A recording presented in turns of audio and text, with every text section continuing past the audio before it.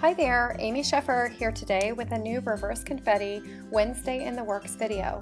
Today I have a pair of cards featuring beautiful ink blended and stenciled backgrounds. Reverse Confetti added stencils to its product lineup last fall. Our stencils are a full 6x6 for full coverage on both vertical and horizontal card designs. The latest release included the gorgeous leaf lattice stencil, which I'll be using today. To the right, you can see 3 other Reverse Confetti stencils: hearts, lots of dots, and pointed out. I'm using an inexpensive $2 makeup brush to do my ink blending, a tip I got from the fabulous, super talented Lori Willison. To get started, I've taped the stencil and A2 card panel down to my work surface. I recommend taping one side only, kind of like a hinge. That way you can peek under the stencil as you go. Often the color is much more intense than it seems with the stencil in place. The pink flamingo color and yellow buttercup color blend beautifully, creating a third kind of orangey peachy tone in the middle.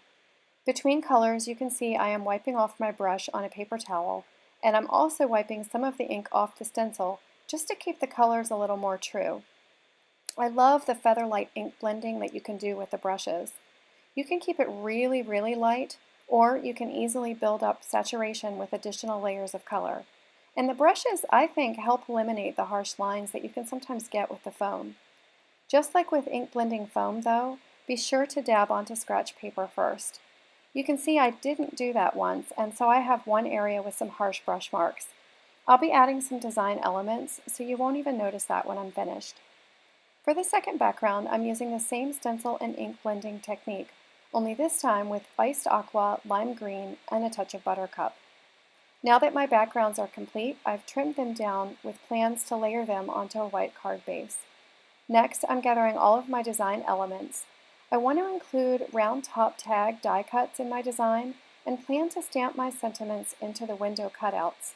A couple of the sentiments from Simply Sentiments are the perfect fit.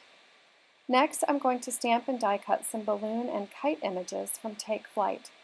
I only end up using the balloon images for these cards, but I'll be able to store those kites for another project. I have a bunch of extra stamped and die-cut Me So Happy images stored in my stamp storage pocket, so I'm pulling out 2 pandas for these cards.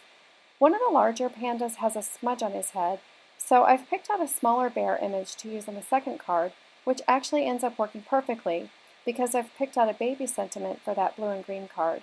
My oldest nephew just became a dad to a beautiful baby boy, so the blue and green card has a very special to me destination as well.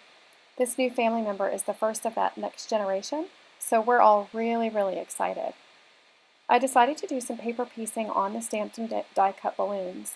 I don't use that technique nearly as much as I used to, which is a shame, because it's such a great way to bring in bits of pattern and visual texture. I picked a pink stripe pattern from Reverse Confetti's True Love paper pad for the first card, and an aqua pattern from the Pattern Play paper pad for the second card.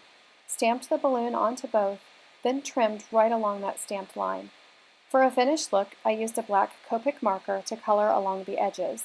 I like using the Copic marker for this as opposed to something water-based because the alcohol ink dries more quickly, so I'm not as likely to accidentally smudge ink onto my paper piecing pieces. I've added some black and white baker's twine to my round top tags, and then I go ahead and stamp the sentiments in Midnight ink. Nothing is glued down at this point. I like to keep things loose for as long as possible because I tend to be one of those arrangers and rearrangers over and over again until I get things just the way I want them. Now at this point I realize I've not done any coloring on the panda images, so I go ahead and add some rosy cheeks and some warm gray shadowing around the perimeter of the face and body. The pandas look great just stamped in black and not colored at all, but I do think that the shadowing and cheek color help to bring them to life a little bit more. Now that I've got all of my elements prepared, I'm gluing and taping everything down. The balloon strings lay right over the panda paws, so it looks like they're holding the balloons. The black and white twine and the black stamped sentiments echo the black from the panda bears for a cohesive design and color arrangement. I've added the stenciled layers to the card base with a layer of foam in between for just a touch of dimension. Now I did also add some sequins off camera for one last finishing touch. That wraps up today's Wednesday in the Works. Let us know in the comments what your favorite way to use stencils is. All of the stamps, dies, ink, and stencils I've used today are available at reverseconfetti.com. If you like this video, give us a thumbs up and click on that subscribe button below. See you next time!